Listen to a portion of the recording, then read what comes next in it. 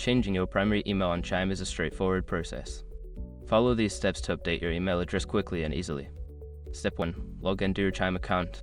Open the Chime app or website and enter your login credentials to access your account. Step 2. Navigate to account settings. Once logged in, look for the settings or account settings option, usually found in the menu or profile section. Step 3. Select email preferences. Don't continue before doing this. A lot of online accounts end up exposed in breaches without people even realizing it. Use SRT to constantly monitor your email and accounts and get alerted immediately if your information gets leaked online. It scans billions of breach records 24/7 in the background. And honestly, for a few dollars a month, it's something everybody should probably have. Link in the description.